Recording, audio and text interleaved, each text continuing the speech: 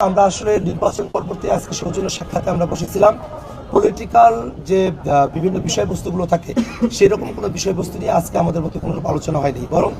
নির্বাচন হয়েছে। নির্বাচন পরবর্তী সময়ে যারা জয়ী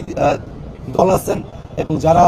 বিরোধী দল হিসেবে যারা ফাংশন করবেন তাদের মধ্যকার একটা সম্পর্কের সূচনা হিসেবে আজকে এই সৌজন্য সাক্ষাতে আমরা বসেছি।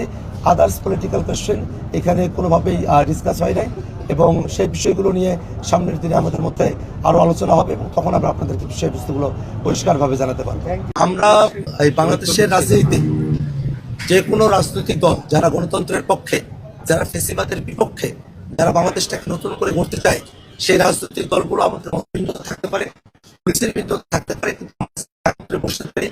সংলাপের মধ্য দিয়ে যাতে আমরা সমাধানে পৌঁছাতে পারি সে ব্যাপারেই জনাব নাহিদ ইসলাম আহ্বান জানিয়েছেন এবং বিএনপির তরফ থেকেও যারা নেতৃবৃন্দরা এসেছিলেন তাদের সাথে আমাদের সংলাপের মধ্য দিয়েই সমস্যার সমাধানের বিষয়ে তারাও জোরারোপ করছেন এবং আমরা আশাবাদী যে আজকের যে বৈঠক, আজকের যে সৌজন্য সাক্ষাৎ, এই সৌজন্যতার মধ্য দিয়েই, সংলাপের মধ্য দিয়েই আমরা বাংলাদেশের যে কোনো সংকটকে আমরা সমাধানের দিকে অগ্রসর করতে পারবো বলে আশাবাদী।